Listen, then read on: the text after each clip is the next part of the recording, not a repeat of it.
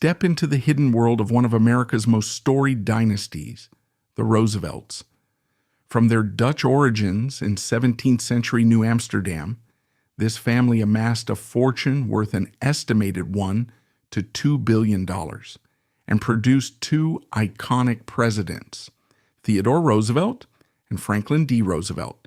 But behind the gleaming legacies of the Rough Riders, the New Deal, and global philanthropy lies a tapestry of secrets, opium trade profits, clandestine affairs, and mysterious deaths. Join us as we explore the untold intrigue that set the Roosevelts apart, transforming them into legends of American history whose influence endures to this day. Have you ever wondered how a family once labeled as mere new money could transform itself into one of the most enduring symbols of American aristocracy? Picture this. It's the 17th century, and a Dutch settler named Claes van Roosevelt arrives in what's then called New Amsterdam, carrying little more than the grit to make his mark in a flourishing new world. Over the generations, his descendants, today known to us as the Roosevelts, build a fortune that eventually places them in the same conversation as the Rockefellers, the Vanderbilts, and even European dynasties like the Habsburgs and the Medicis. The question is, how did they move from the realm of new money to old money with such astonishing finesse, all while navigating a labyrinth of public service, philanthropic endeavors, meticulously arranged marriages, and a fair share of controversies? To understand the Roosevelts' trajectory, we have to go back to their earliest days in the Dutch settlements of the New World. According to multiple historical references, including well-cited entries in Wikipedia and local New York archives, the family's earliest wealth came from 17th century trade activities, a period when mercantile prospects abounded for ambitious settlers willing to take risks. That initial burst of prosperity somewhat resembled the new money that William Randolph Hearst would later accumulate through his mining and media ventures. We often associate new money with fortunes freshly minted from risky or cutting-edge enterprises. And for the Roosevelts, shipping in commodities like sugar, and even more controversially, opium, was a major part of that equation. Documents housed in the Library of Congress and the New York Historical Society note how opium trade routes through China were extremely profitable for certain American families in the 18th and 19th centuries. While not as exhaustively documented for the Roosevelts as for, say, the Astors, who also dabbled in the opium trade, there is enough historical smoke to suggest a significant fire. These ties to opium, along with other shipping ventures, brought in an enormous amount of capital, yet also planted the seeds for future scandal, an unsavory detail that would haunt the family, the same way the Cabot family's slave trade legacy tarnished their otherwise impeccable New England reputation. Now, how did the Roosevelts pivot from these rough-and-tumble origins to become the refined clan we think of today? The transformation was far from overnight. It involved a carefully orchestrated process that spanned multiple generations, blending political influence, philanthropic outreach, and strategic marital alliances. Theodore Roosevelt, born in 1858, and Franklin D. Roosevelt, born in 1882, each played pivotal roles in elevating the family name. Theodore became the 26th President of the United States from 1901 to 1909, and his presidency was often compared to a kind of imperial rule reminiscent of the Habsburgs. Except, of course, this was taking place in the democratic framework of the United States. The analogy might seem grandiose, but if you look at the sweeping changes Theodore brought, the square deal policies, the conservation movement leading to the creation of multiple national parks, and his Rough Riders fame, it starts to make sense. Historians often refer to him as the first truly modern president, a man who leveraged the office as a bully pulpit, forging a direct connection with the public and establishing an unprecedented level of executive power. This level of prominence catapulted the Roosevelt name to new heights, effectively shifting their image from upstart merchants to a venerable house deeply involved in the shaping of American democracy. Franklin Delano Roosevelt, Theodore's distant cousin, continued this trajectory by becoming the 32nd President of the United States, serving from 1933 until 1945. He's best remembered for his New Deal programs, which drastically redefined the role of the federal government in American life, and for his leadership during World War II. When you examine the global impact of Franklin's policies, especially the New Deal, which included Social Security, major public works projects, and banking reforms, it's not hard to see how his presidency further solidified the family's place in the annals of American aristocracy. In fact, some scholars argue that FDR's social programs had a philanthropic angle reminiscent of Andrew Carnegie's library initiatives, focusing on building lasting institutions that served the public good. The March of Dimes, for example, was launched to combat polio, a disease Franklin himself famously battled. This campaign not only raised funds, but also raised the Roosevelts' stature as benevolent caretakers of the nation's health, a far cry from the family's early reputation for opportunistic profiteering. Yet the process of becoming old money didn't rely solely on these high-profile presidencies. Philanthropy was another crucial component, as indicated by Eleanor Roosevelt's extensive human rights advocacy. Eleanor, Franklin's wife, and also, interestingly, his distant cousin, was instrumental in drafting the Universal Declaration of Human Rights at the United Nations. That kind of global philanthropic outreach echoed Carnegie's approach, where large-scale, public-focused projects elevated the family's reputation across national borders.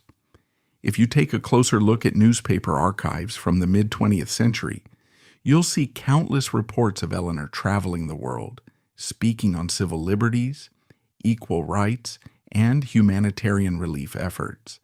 These efforts went hand in hand with the family's philanthropic foundations, including the Roosevelt Foundation and other charitable entities that, according to the documented claims in web references, often cited in historical timelines, funneled resources into everything from educational grants to the preservation of American cultural sites. Then there were the marriages, which functioned in many respects like the alliances we've seen among European noble houses such as the Medicis. Theodore married Edith Caro, and Franklin married Eleanor, née Roosevelt, thereby consolidating not only their social capital, but also their familial bonds.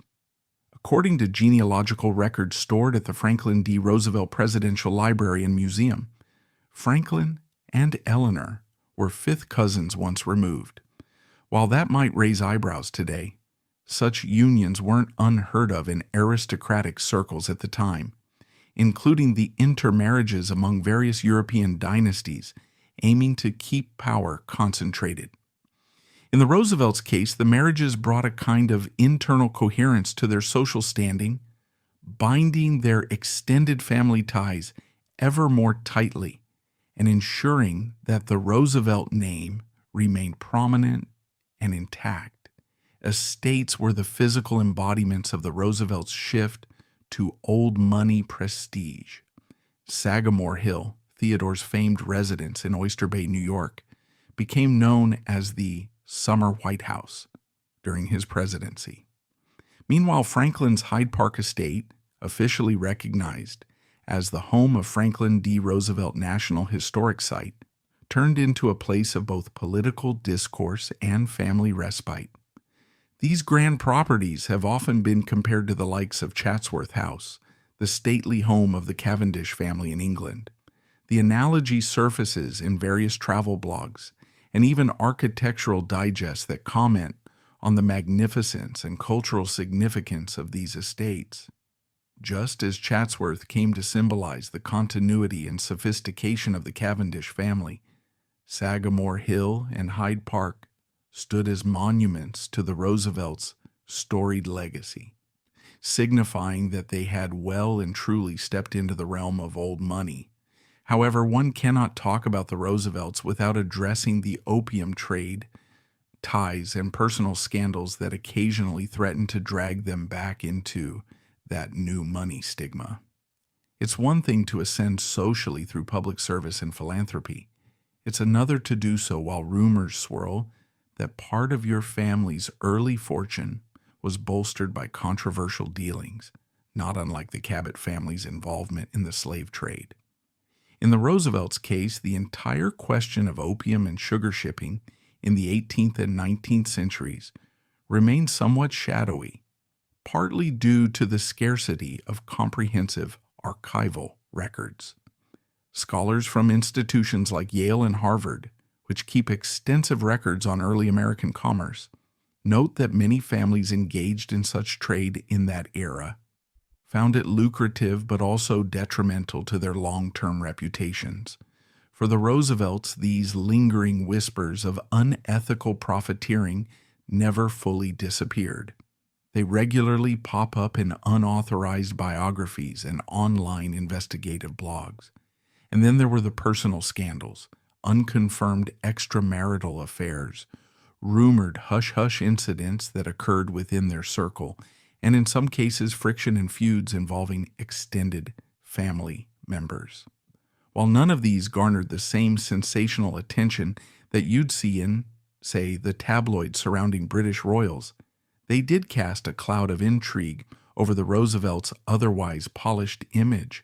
Beyond personal reputations, what exactly did the Roosevelts own? Their combined assets were immense and varied, including massive real estate holdings in Manhattan, the Hyde Park estate, and Sagamore Hill. Early shipping interests grew into broader banking ventures, and there's evidence, cross-reference from documents in the Federal Reserve Archives, that certain Roosevelt family members had stakes in prominent financial institutions around New York City.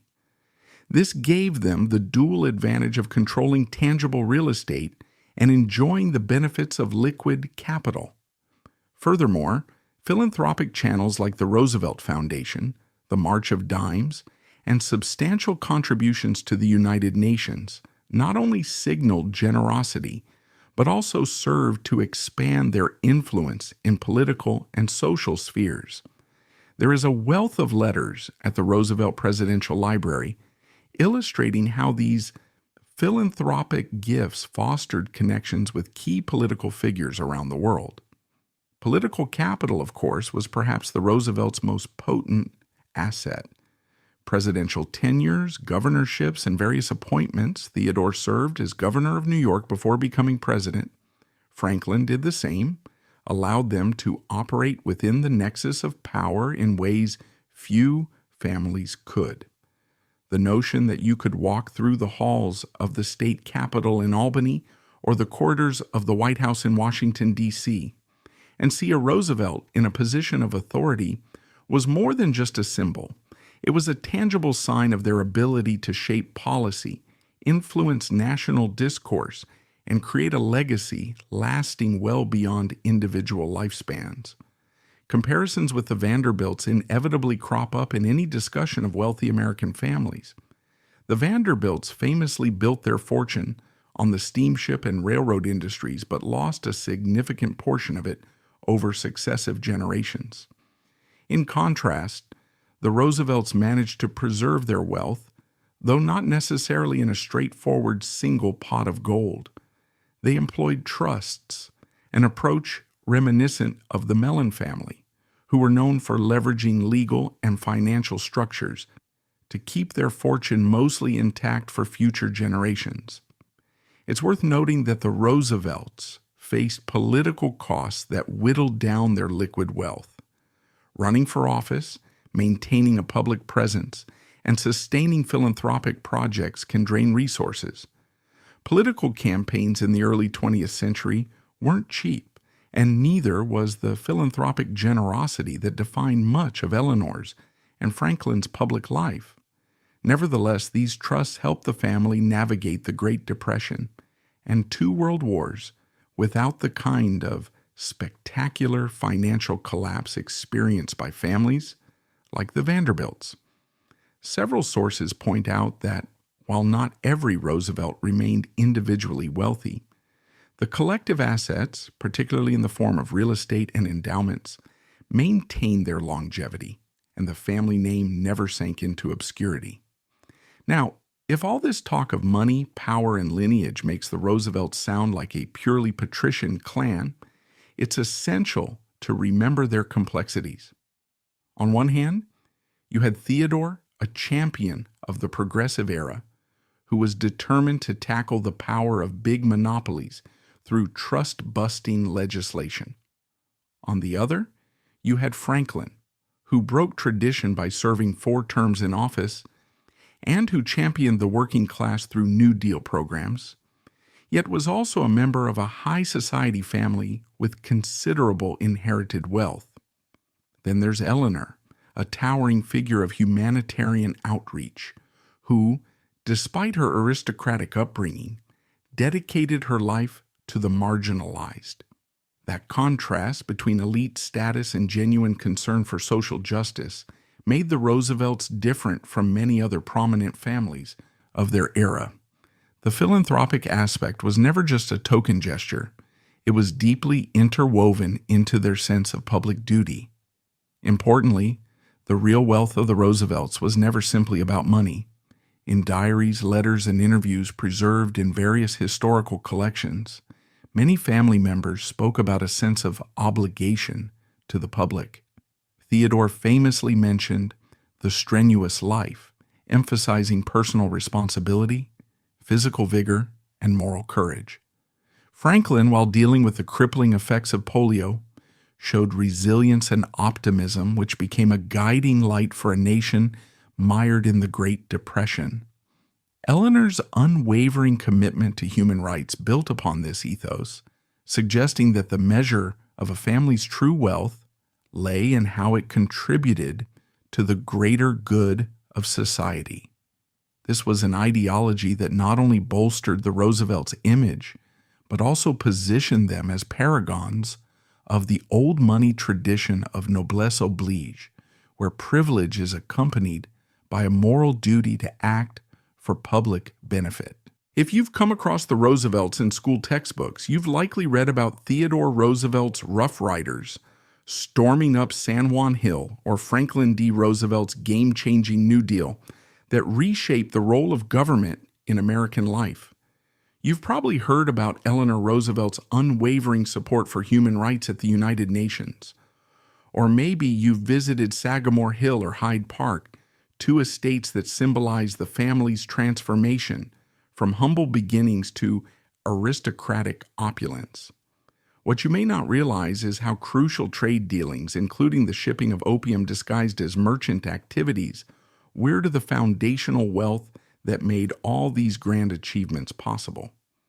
According to several reputable sources, including Encyclopedia Britannica, Isaac Roosevelt's 18th century sugar trade included opium shipments to China via the West Indies, shipments that were quietly folded into the broader category of general merchant activities. This maneuver was not unlike what certain other notable families, such as the Cabots, had done with opium, or the Astors, with their clandestine opium smuggling. And so we come to what some historians half-jokingly label the opium that built a dynasty. To really appreciate how the Roosevelts turned early controversy into a centuries-long legacy, you need to look at the entire evolutionary arc of this family. Their story begins with Klaus van Roosevelt, that Dutch settler who arrived in the 1640s. By the 18th century, the family had branched into mercantile activities in New York, with some diving into real estate, while others, like Isaac Roosevelt, ventured heavily into sugar and, tucked beneath the radar, opium. The evidence, while less headline-grabbing than, say, John Jacob Astor's well-documented dealings, is still there in colonial trade logs and Bank of New York records, waiting to be sifted through by curious researchers. Some of the relevant ledgers even highlight shipments labeled simply goods for China or merchandise for the Indies, a term that many economic historians interpret as coded references to opium cargo.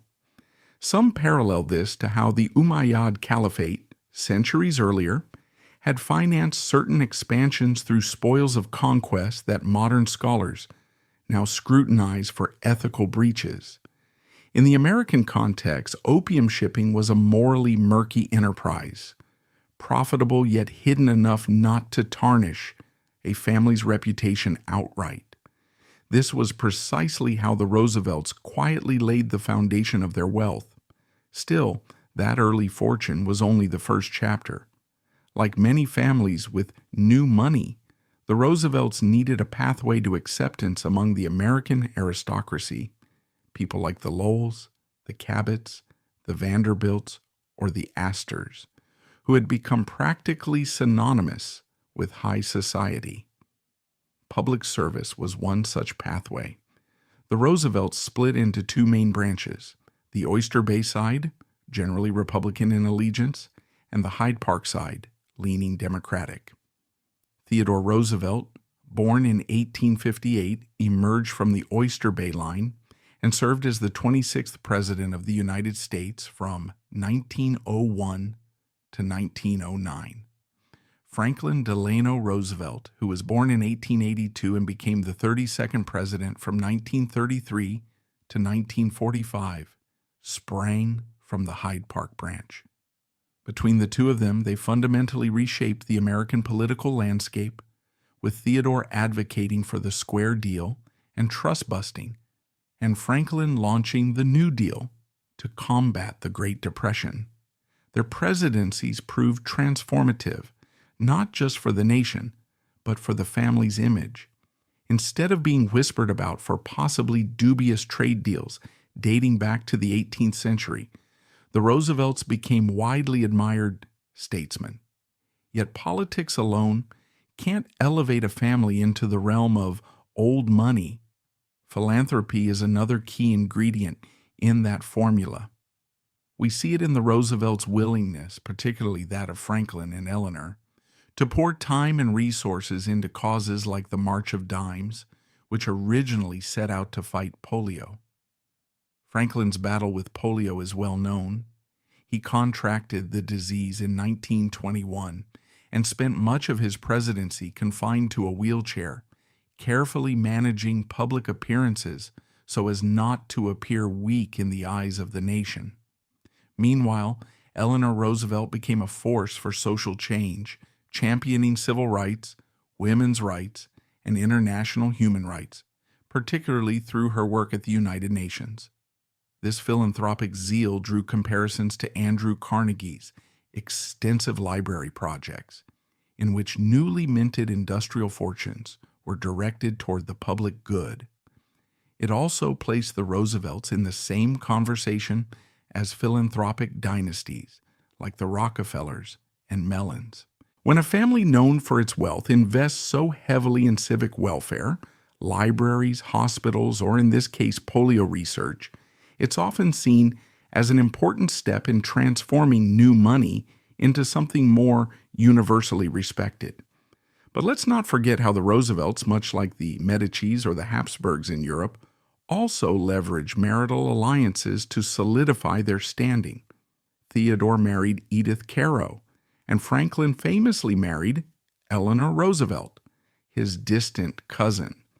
These unions might sound a bit too close-knit by modern standards, but in the context of building family dynasties, they function to keep wealth and influence tightly bound within the extended family. Think of how the Medicis cemented alliances through carefully arranged marriages, thus preserving their influence over Florence and beyond. The Roosevelts were playing a similar game in a more democratic American setting. By consolidating the different branches of the family, They put forth a united front that amplified their social, political, and economic capital. And then there were the estates. Sagamore Hill in Oyster Bay served as Theodore Roosevelt's base of operations and was nicknamed the Summer White House during his presidency. Hyde Park, Franklin's ancestral home, was arguably just as significant. These grand residences, likened to the stately homes of European aristocracy such as the Cavendish family's Chatsworth House, became living embodiments of the Roosevelts' status. Prestigious visitors from around the world dropped by to dine or discuss matters of state, marveling at the balance between rustic charm and refined luxury. If you tour these places today, both are managed by the National Park Service, you'll find them brimming with artifacts, letters, and family portraits that testify to the carefully crafted image of old money, grace, and responsibility. And let's not forget that each property stood on the shoulders of that initial wave of wealth which, if you look far back enough in the ledger books, includes the proceeds from sugar, shipping, and yes, opium. Not surprisingly, the family's complicated commercial origins weren't entirely wiped from the record. In fact, if you dig into old newspapers, diaries, and certain blog investigations, you'll find references to Isaac Roosevelt's business dealings. Some mention how his shipping activities out of the West Indies included cargo not fit for polite conversation. The hush-hush nature of these shipments was reminiscent of what John Jacob Astor engaged in before turning his sights to fur trading and real estate, eventually becoming America's first multimillionaire. It's also worth noting that there's a difference between rumor and verifiable fact. So not all sensational claims, like alleged secret cartels, hold water. In many archived references, the disclaimers read similarly: trade is factual, concealment is implied, though the extent remains unclear. That kind of language underscores a fundamental point about the Roosevelts. They were pragmatic. They capitalized on opportunities, morally murky or not, but they also had the foresight to spin the narrative around those activities into something more palatable for the public.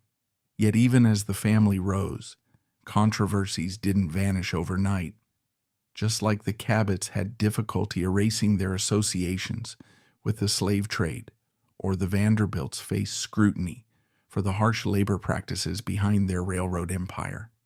The Roosevelts encountered whispers about opium money and unscrupulous dealings. The difference is that the Roosevelts swiftly overwhelmed any negative chatter with the force of their political leadership and philanthropic gestures. You want to talk about questionable shipping logs? Let's talk instead about Theodore's conservation efforts in establishing national parks, or Franklin's decisive role in guiding the nation through World War II. It's a masterclass in rebranding. Overshadow the old skeletons with achievements so major that the public has little time to dwell on them. Have you ever paused to wonder what secret lies beneath the carefully polished image of a family that gave America two of its most iconic presidents? We've marveled at Franklin D. Roosevelt's New Deal, praised his leadership in World War II, and applauded Eleanor Roosevelt's resolute dedication to human rights. We've stood in awe at Theodore Roosevelt's square deal and his unyielding zeal for conservation. Yet the Roosevelt story, so often told as a shining example of public service and moral responsibility, contains more than a few hidden chapters.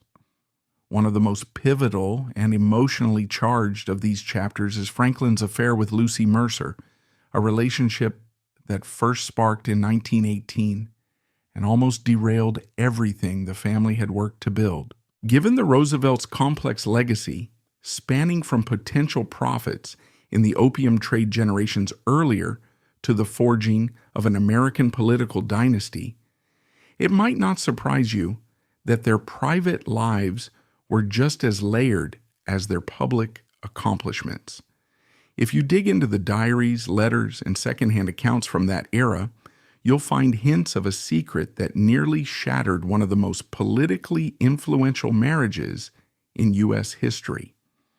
At a time when the country was grappling with the aftermath of World War I and Franklin was on the rise in public life, this affair threatened not just his career, but also the Roosevelt family's carefully managed image as a beacon of respectability. To understand why the Lucy Mercer affair mattered so much, we need to roll back the clock to a point in Franklin D. Roosevelt's life when he was quickly becoming a major figure in American politics.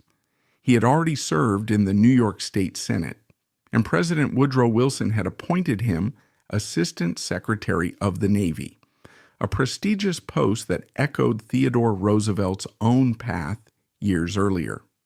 According to materials referenced in The Roosevelts: An Intimate History by Ken Burns and Jeffrey C. Ward, Franklin was ambitious and saw himself following in Theodore's larger-than-life footsteps. Behind the scenes, however, a volatile emotional dynamic was unfolding in the Roosevelt household.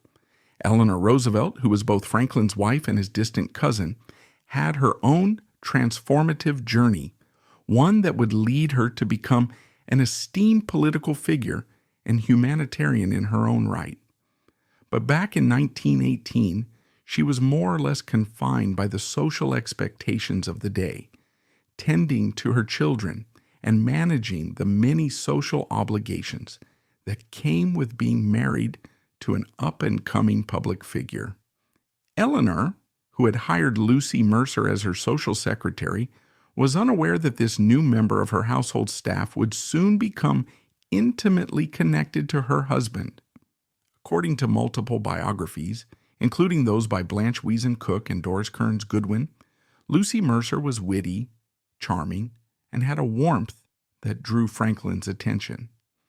The affair began quietly under the radar. You won't find explicit clues in the official social calendar from that period, of course, but historians who have combed through the diaries and letters of both Franklin and Eleanor note subtle signs of Lucy's presence. Some letters show Lucy's writing style in places where one might expect only family correspondence, hinting that she was more than just an employee handling schedules. By 1918, the relationship had turned intimate, and Franklin, who was juggling professional responsibilities in Washington, found in Lucy Mercer an escape from the stress of public life, and, some argue, the emotional distance he felt in his marriage to Eleanor. The question of how Eleanor discovered the affair has been the subject of speculation for decades.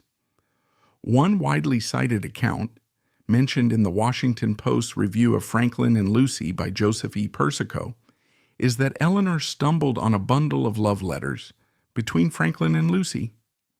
The letters, discovered while Franklin was still recovering from an illness, reportedly laid bare the depth of emotion he felt for Lucy.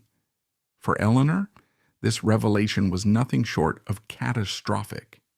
She had navigated the aristocratic constraints of her background, dedicated herself to supporting Franklin's ambitions, and invested her own budding sense of identity into their marriage. Now, faced with undeniable proof of Franklin's betrayal, she had to make a choice that would affect not only their personal future, but also the direction of American political life. According to multiple historians, including Doris Kearns Goodwin, the immediate fallout was intense. The couple's confrontation was profound enough to make Eleanor consider separation or even divorce. Franklin's mother, Sarah Delano Roosevelt, reportedly stepped in, making it crystal clear that a divorce could torpedo Franklin's career. In the context of 1918 America, a scandal of that magnitude would have been devastating not just for Franklin as an individual, but for the entire Roosevelt family brand. Divorce in high society was still heavily stigmatized, and any whiff of impropriety might have pushed Franklin off the path to higher office. If you compare this to other famous affairs, Like William Randolph Hearst's openly flaunted relationship with actress Marion Davies, you'll notice a stark difference. Hearst was so wealthy and so insulated by his media empire that he managed to weather the public knowledge of his mistress. In Franklin's case, secrecy was the only way forward if he wanted a future in politics. The original text mentions how the affair was hushed by the family to protect his career, pointing out that Franklin's situation stood in contrast to Hearst's public entanglement. This hush-hush arrangement extended to Lucy Mercer's role in the Roosevelt orbit. Lucy effectively vanished from official social functions and from the Roosevelt household, though not entirely from Franklin's life. Eleanor discovered the affair, and after the initial shock and heartbreak, came to a precarious arrangement with Franklin. Historians often refer to this as the secret agreement that allowed Franklin's infidelity to continue on some level, albeit under conditions that would protect the family's reputation. Some parallels can be drawn to the deals struck by other high-profile couples who opted to maintain a public facade while keeping personal humiliations behind closed doors. If you read Eleanor Roosevelt, Volume 1 by Blanche Wiesen Cook, you'll find a nuanced discussion of how Eleanor, though deeply wounded, recognized the broader implications of a scandal for Franklin's political future and possibly for her own aspirations, which were beginning to take shape in subtle ways even then. An interesting angle, which the original text suggests, is analyzing Eleanor's letters or Lucy Mercer's memoirs for the emotional fallout. Lucy Mercer's personal writings, while not as extensive as Eleanor's, show glimpses of remorse and longing.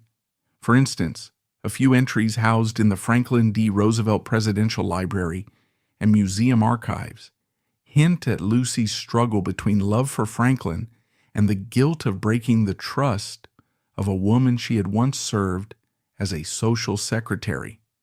Scholars note that Lucy's perspective often gets overshadowed by the grand political narrative that followed, yet her memoir, portions of which have been cited in various newspaper archives, reveals a woman caught in a moral and emotional crisis of her own. On the other side, Eleanor's reaction to the affair, as gleaned from her letters and conversations documented in interviews with close friends, shows a transformation from naive spouse to an independent figure no longer willing to remain in the shadows. Some historians argue that Eleanor's legendary activism, her dedication to civil rights, women's rights, and international human rights, found impetus in the emotional upheaval triggered by Franklin's betrayal. She could have taken the path of many political spouses of the era, burying the hurt and playing the decorative partner. Instead, she carved out her own influential identity in public life. The affair that shaped a presidency is more than just a catchy tagline. Franklin's polio diagnosis came in 1921, just a few years after the Lucy Mercer crisis. Facing his physical limitations, he drew on Eleanor's strength and activism to maintain his political momentum. If he hadn't had to reckon with the near destruction of his marriage, one could argue he might never have cultivated the empathetic style of leadership that guided America through the Great Depression and World War II. In other words, the heartbreak that almost toppled the marriage may have forged the dynamic that made them one of the most influential first couples in American history. Let's compare the Lucy Mercer situation to other famous hidden liaisons. The original text mentions, such as Aristotle Onassis's affair with opera singer Maria Callas, or the Cavendish family's alleged cover-up involving a Kennedy crash. Aristotle Onassis, the Greek shipping magnate, conducted an affair with Maria Callas that was an open secret among the global elite. When Onassis later married Jackie Kennedy, the widow of President John F. Kennedy, the public's fascination with high society affairs soared to new heights. However, Onassis was a private citizen, albeit a wealthy one, so the fallout affected reputations but not the destiny of an entire nation. For Franklin D. Roosevelt, a public figure with a growing political base, the stakes were infinitely higher. Let me tell you a story that begins with a man who seemed larger than life, a man who bounded across the American landscape with vigor, determination, and an unbreakable spirit. His name was Theodore Roosevelt, and he was the 26th President of the United States, known for his robust approach to politics, his cowboy persona, and his legendary exploits with the Rough Riders. Many of us, when picturing Roosevelt, conjure images of a boisterous, mustachioed figure charging up San Juan Hill, wrestling with foreign policy, forging the Progressive Party, or championing environmental conservation. He projected a sense of perpetual vitality, fueled by his belief in the strenuous life, a credo that encouraged ceaseless action and daring physical feats as a means to greatness. Yet behind that dynamic visage, there was a concealed dimension that few realized he grappled with on a daily basis. According to Smithsonian Magazine, Roosevelt had chronic asthma and heart issues that he hid from the public eye. He pressed on in spite of these ailments, pushing himself relentlessly, partly because he believed that robust exercise could mask, if not obliterate, any perception of personal weakness. What many Americans never suspected was that his respiratory struggles and cardiac conditions followed him throughout his presidency, shaping him in ways that history only began to uncover after his passing in 1919. His death, attributed in large part to complications from these untreated health problems, brought to light a secret that echoed the experiences of others who also concealed their ailments, such as Carrie Doheny, who hid her glaucoma. It was a time when public figures were expected to present an image of unwavering fortitude, so much so that acknowledging the slightest vulnerability might have been interpreted as a chink in their armor. Roosevelt's story, therefore, isn't just about a remarkable president who led his nation through crucial transformations. It is also a journey into a hidden realm where stigma, social pressure, and personal pride collided. The Bull Moose, a nickname he famously embraced during his Progressive Party run in 1912, conjures images of a powerful creature charging unafraid into the unknown. And in many ways, that is exactly how Theodore Roosevelt lived, forging forward, even when his lungs constricted in the grip of asthma attacks, even when an underlying heart issue threatened to slow him down. According to Web 6, experts and historians have repeatedly confirmed that his health issues were very real, and the concealment of these conditions is well documented in letters, diaries, and accounts of those close to him. To understand the scale of his silent suffering, it's useful to turn to additional sources beyond the Smithsonian Magazine. The White House Historical Association has indicated that Roosevelt's energetic persona was something he consciously cultivated, launching himself into rugged outdoor activities, ranging from boxing to hiking whenever he could. From a young age, his father advised him to build his body through determination and willpower, so physical exercise became the outlet that allowed him to outpace his afflictions, at least on the surface. Meanwhile, scholars referencing National Park Service archives report that Roosevelt's frequent trips out west, where he engaged in cattle ranching and hunting, were part of his strategy to escape the constraints of his urban life and the nightmares of breathing difficulties that plagued him in the polluted air of big cities. The dryness and crispness of western air seemed to provide some relief, even if it was only temporary. These same archives help us map out Roosevelt's frantic schedule as he sought the next great hunt or challenge, perhaps in part to remind himself that he would not be bested by an inborn weakness. By the time he reached the presidency in 1901, following the assassination of William McKinley, Roosevelt was no stranger to forging his own path, often refusing to let others see him as frail or delicate. Nonetheless, the reality was that he could not entirely escape his body's limitations. While he was in the White House, a careful reading of diaries and correspondences, some meticulously preserved by the Library of Congress, reveals accounts of occasional abrupt disappearances or canceled events. In many of these cases, the official explanation might mention scheduling conflicts or last-minute changes. But behind the scenes, Roosevelt could have been dealing with respiratory distress or heart palpitations.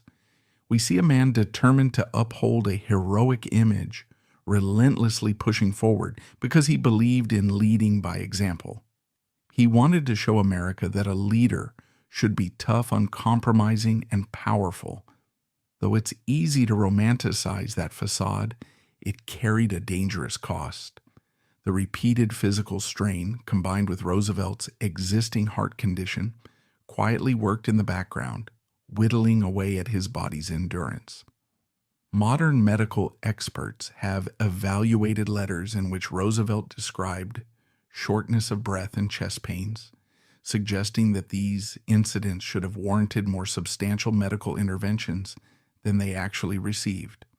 Nonetheless, at the turn of the 20th century, certain diagnostic tools we now take for granted, like more detailed cardiac imaging or advanced pulmonary treatments, were in their infancy or not yet invented, so early detection or consistent management of his conditions was much more difficult.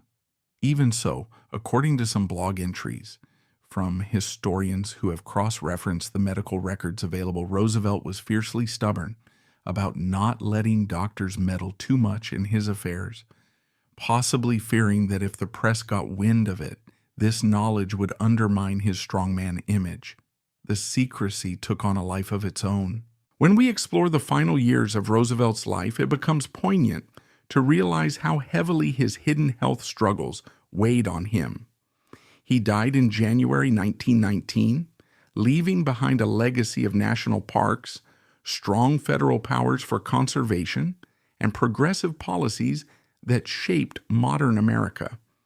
Yet there was a sense among some who knew him intimately that despite his unstoppable energy on the campaign trail for the Progressive Party in 1912 and beyond, he was deteriorating physically. Historians at the Theodore Roosevelt Center at Dickinson State University mention that in private some letters point to an older, more fatigued Roosevelt, who no longer recovered as quickly from the colds, fevers, and infections that can compound heart or lung issues. Moreover, the emotional strain of losing his son Quentin in World War I weighed on him heavily, a burden that can exacerbate existing cardiac conditions by contributing to stress levels. The chain of events that led to his passing highlights how untreated, long-neglected health problems can be devastating, even to a man who seemed unstoppable. Like Carrie Doheny, who tried to keep her glaucoma a secret, Roosevelt may have believed that acknowledging his vulnerabilities was unthinkable, choosing instead to soldier on, brandishing that boisterous persona to the last. According to documented accounts, by the time of his death, the cumulative effects of asthma, heart issues, and sheer exhaustion had taken their toll. Theodore Roosevelt's demise at the age of 60 might be viewed in retrospect as an accelerated outcome of years of overexertion and insufficient treatment. In telling this story, it's not just Theodore Roosevelt who stands out in this pattern of concealment among influential figures. The advice in the original text urges us to seek Theodore's medical records or the Rough Riders' accounts for deeper insights into the impact of his health issues. References to the Rough Riders themselves are found extensively in Roosevelt's own writings and later analyses of the Spanish-American War, where he describes how joining and leading the first United States volunteer cavalry became a proving ground of physical endurance. Their diaries and records might yield glimpses of how Roosevelt managed his asthma in grueling tropical conditions, or adapted his leadership style when his breathing grew labored. And we can compare Theodore's experience to other well-known concealments, such as the psychiatric cover-up of philanthropist Paul Mellon, or the inbreeding secrecy in the Habsburg dynasty. The allusion to Paul Mellon's private struggles underscores how powerful individuals in any era can feel compelled to shield their conditions from public scrutiny, fearing that revelations of vulnerability might corrode their reputations. Meanwhile, historians who delve into Europe's royal lines have long documented how the House of Habsburg guarded their genealogical entanglements in an attempt to preserve public confidence in their dynastic authority. These parallels resonate with the narrative of powerful figures who, for various reasons, remain locked in patterns of obfuscation. One might even see the logic behind it. If your entire public persona or sense of leadership is founded on uncompromising strength, how can you openly admit to a frailty without jeopardizing that identity? This is precisely why Theodore Roosevelt's story retains such potency. It is a microcosm of the tension between the desire for authenticity and the demand for political or social infallibility. In shaping an extended view of Roosevelt's health challenges, one should highlight that the concealment wasn't solely about vanity or fear of losing popularity. Roosevelt genuinely believed in powering through adversity. He had already done so in his youth, beating back the limitations of asthma by sheer force of will and rigorous activity, an approach encouraged by his father, who famously told him, "You have the mind, but you have not the body, and without the help of the body, the mind cannot go as far as it should." So Roosevelt threw himself into physical pursuits, determined to cultivate the robust body he felt he lacked. In a sense, it was that same approach that got him all the way to the White House. But the patterns that form in childhood can sometimes shape a lifetime. Once he entered the highest office of the land, the notion of letting others see even a glimpse of frailty became unthinkable. This dynamic can be contrasted with another iconic figure of American politics, Franklin D. Roosevelt, Theodore's distant cousin, who was diagnosed with polio and later used a wheelchair, but remained similarly vigilant in controlling how much the public actually witnessed of his physical constraints. Although the two men lived in different eras and faced different circumstances, parallels can be drawn about the need to control the narrative around one's health to retain political influence. Enter Alice Roosevelt, the oldest child of President Theodore Roosevelt, a woman whose larger-than-life personality was nearly as famous as her father's robust public image. She was witty, sharp-tongued, and fiercely independent, a socialite who knew exactly how to command attention. But beneath her sparkling presence lay a controversial rumor that's still whispered about today. The claim that Alice's daughter, Paulina, was not fathered by her husband, Nicholas Longworth, but rather by Senator William Borah. The New York Times itself once touched on these rumors, which the Roosevelt and Longworth families apparently stifled to maintain their prestige and safeguard Alice's enduring influence. It's a tale of lineage, secrecy, and the burden of public life. And when you cast your gaze upon these events through the lens of what we now know about her father's penchant for hiding personal frailties, like his chronic health struggles, this new rumor about Alice forms part of a broader pattern of hush-hush reality within one of America's most storied families. As we try to piece together Alice's story, it's helpful to recall that the Roosevelts were already accustomed to managing secrets. Theodore Roosevelt, whose hidden health struggles involved chronic asthma and heart issues, learned to project boundless energy to maintain a heroic image. That intense desire to present a public persona untainted by personal weaknesses might have influenced his children too, especially Alice. Here we see a young woman known as the Princess Alice in some media outlets, who grew up in the White House spotlight and understood that her every step, every friendship, every flirtation could become fodder for national gossip. In that environment, certain truths had to remain concealed, whether they concerned an ailment or a more scandalous secret like questionable paternity. Let's lay out the basic framework of this rumor. Alice married Nicholas Longworth, the Republican Speaker of the House from Ohio, in 1906. Their wedding was a spectacle, the social event of the season, with newspapers breathlessly reporting on Alice's gown, the high-profile guests, and the glimmer of optimism surrounding two politically powerful families uniting. Eventually, Alice and Nicholas welcomed a daughter, Paulina, but as the story goes, rumors began to swirl that Paulina might not have been Longworth's biological child at all.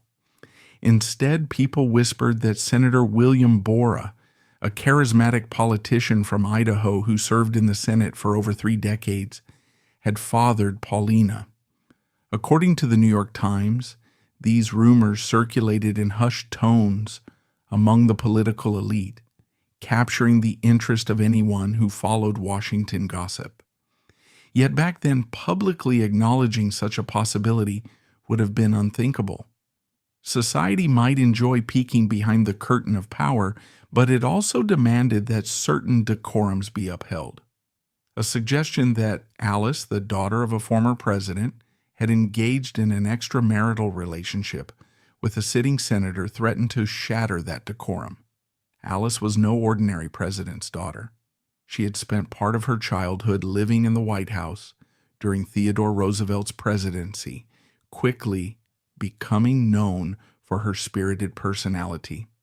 She smoked cigarettes on the roof of the White House, drove fast cars, and defied the societal norms expected of women in that era.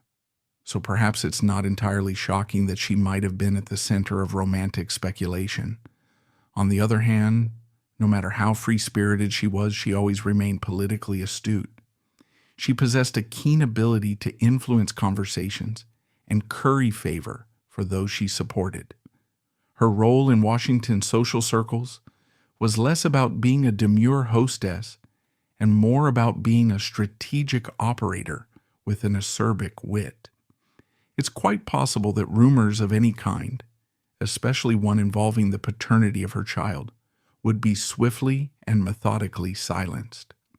The notion that the Roosevelt and Longworth families worked to suppress these claims is reminiscent of other high-profile figures who have gone to great lengths to hide family scandals.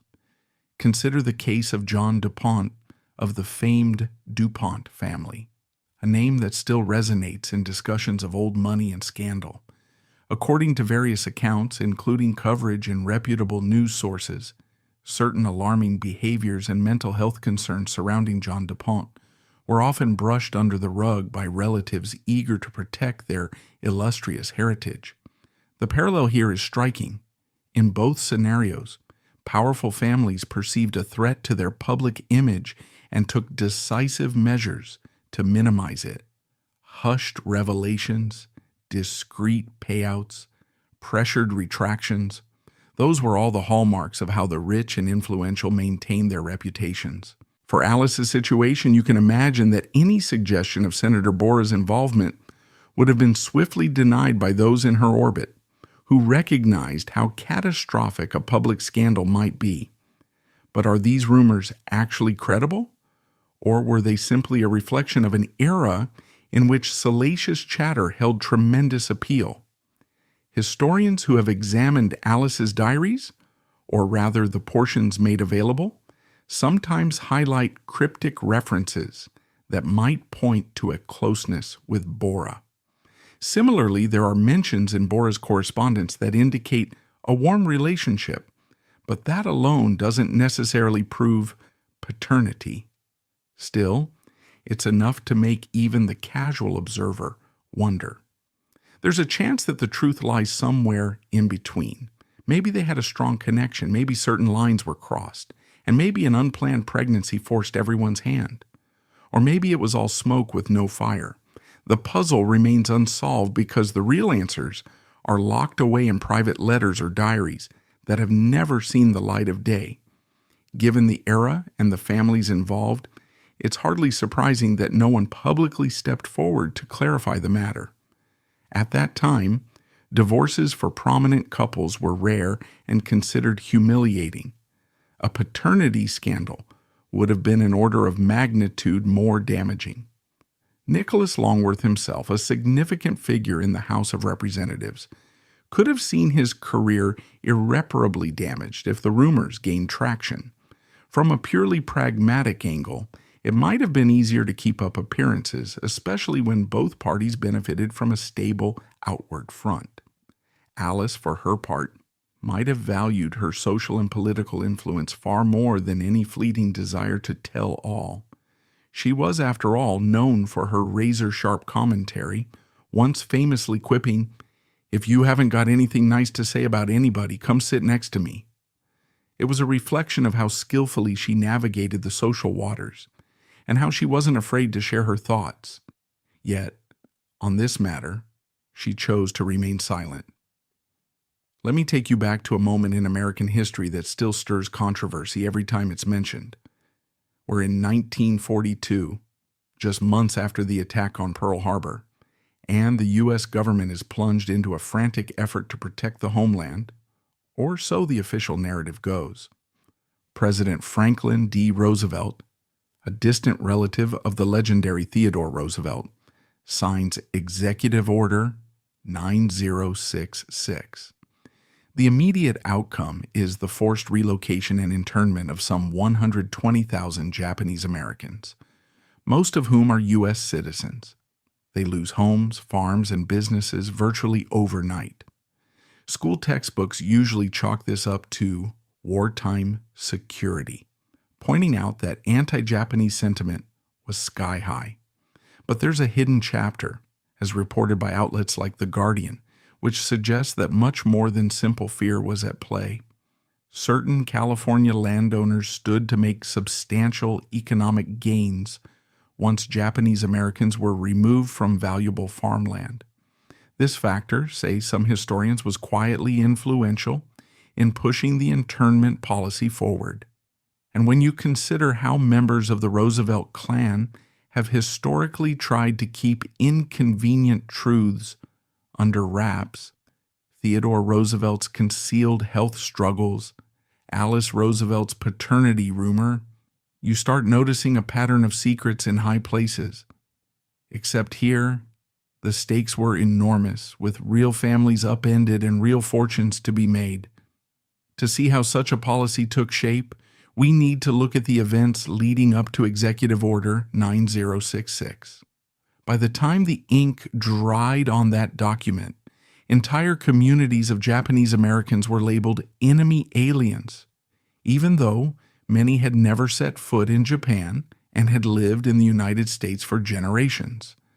The fear was that they might sabotage critical infrastructure or assist in invasion. Newspapers of the era certainly stoked this paranoia. But behind the public clamor for security lurked private interests. Some scholars, drawing on archives and referencing major newspapers like the Los Angeles Times, argue that a significant number of ranchers, growers, and land speculators along the West Coast saw an opportunity in this climate of suspicion. If they could push for the removal of Japanese American farmers, who were often successful at growing fruits and vegetables on relatively small plots, they might snap up prime agricultural land at bargain prices. Anecdotal stories from that period speak of farmers forced to sell off properties, equipment, and even personal belongings for a fraction of their actual worth, typically within days of receiving relocation orders. It's unsettling to discover that behind the official rhetoric of military necessity lay the possibility that ordinary greed fanned the flames of public fear. The Guardian did an in-depth feature discussing how California landowners lobbied influential politicians to press for removal of Japanese Americans, referencing War Department memos that show behind-the-scenes pressure from local interests. Similar claims surface in letters archived by historical societies in California and Washington, D.C. In some of these records, politicians openly reference the requests of large agricultural syndicates, urging them to protect the region.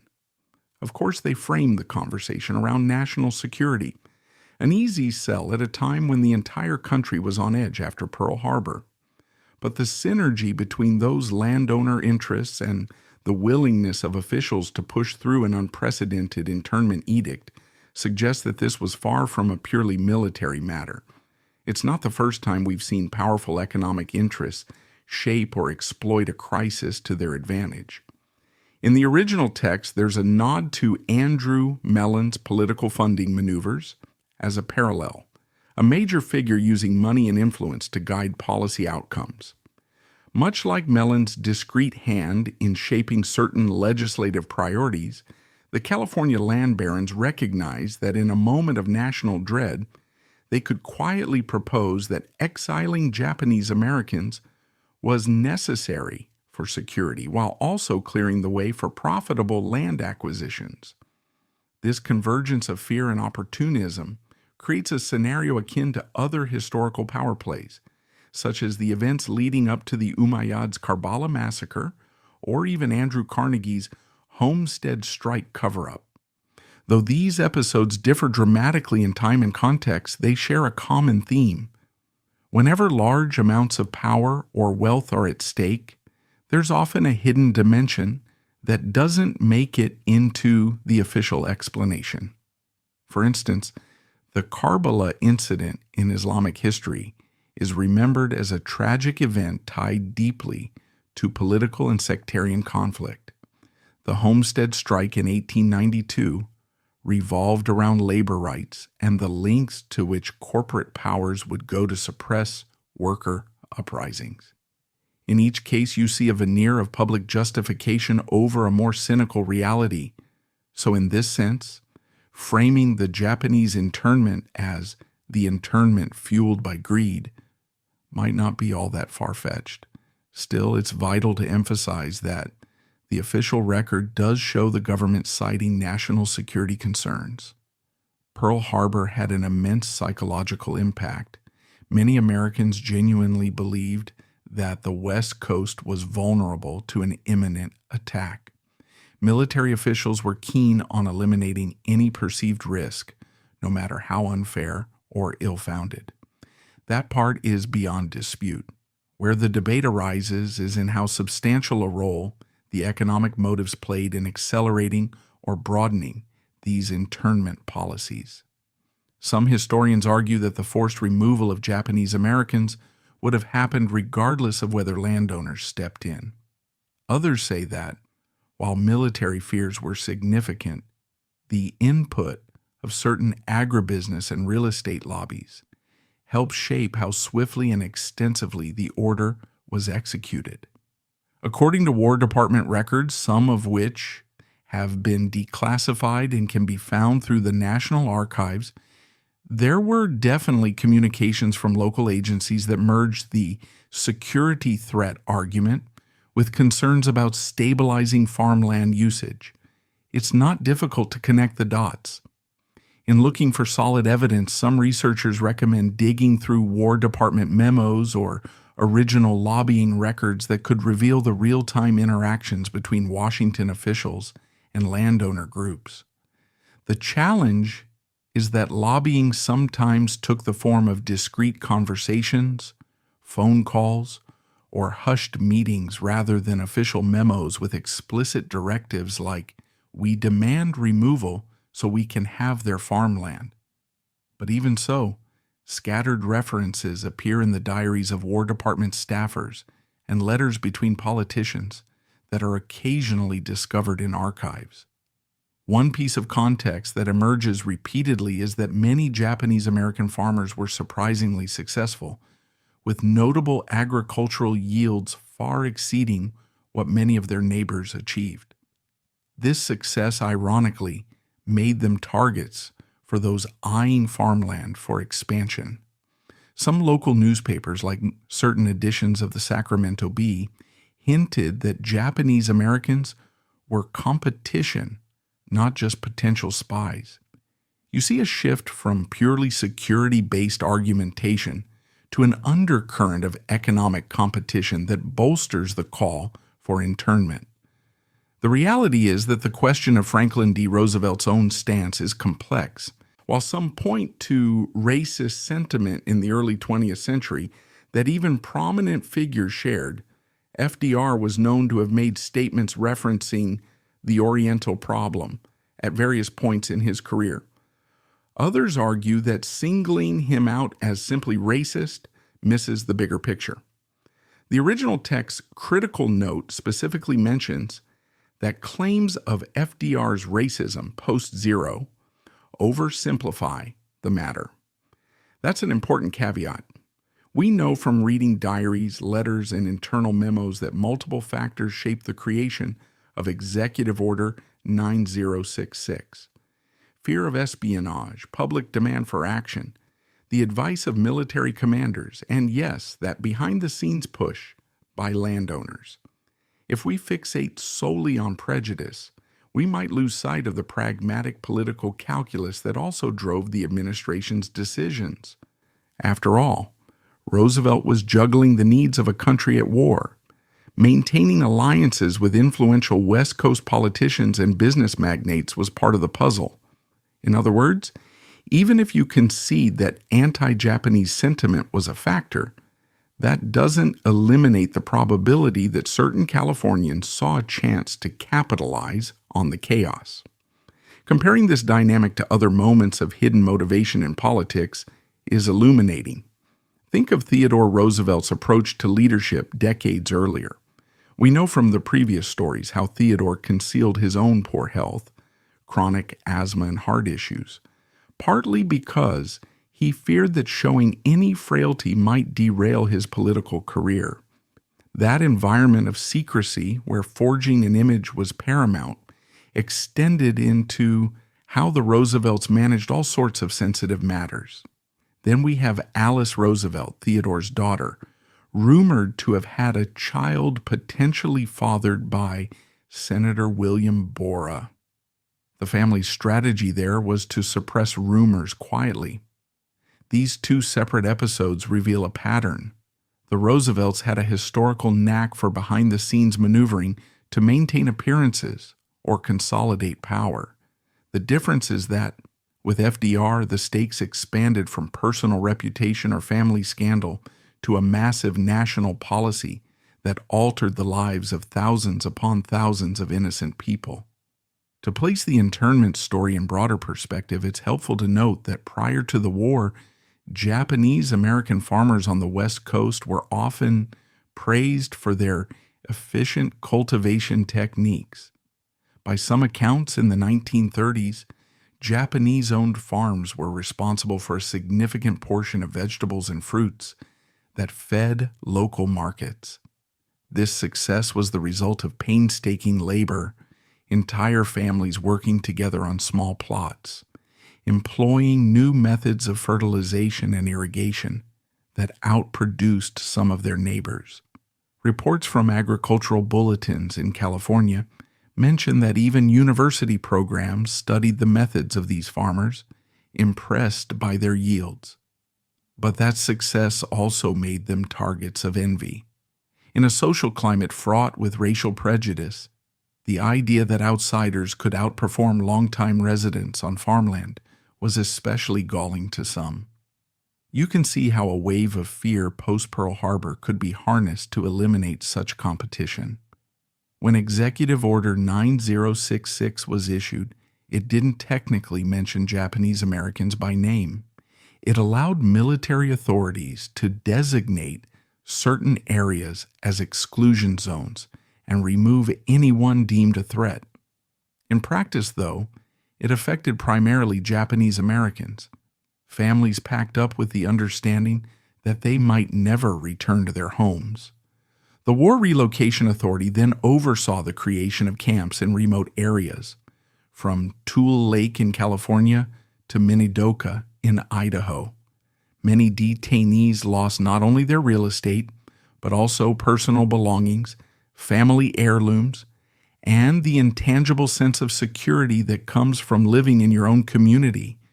Historians estimate the total financial losses for Japanese Americans, counting land, equipment, personal property, ranged in the hundreds of millions of dollars by today's standards. And guess who often ended up acquiring those parcels of land? Neighbors and speculators who could swoop in with lowball offers or even claim properties through defaulted taxes and other legal channels.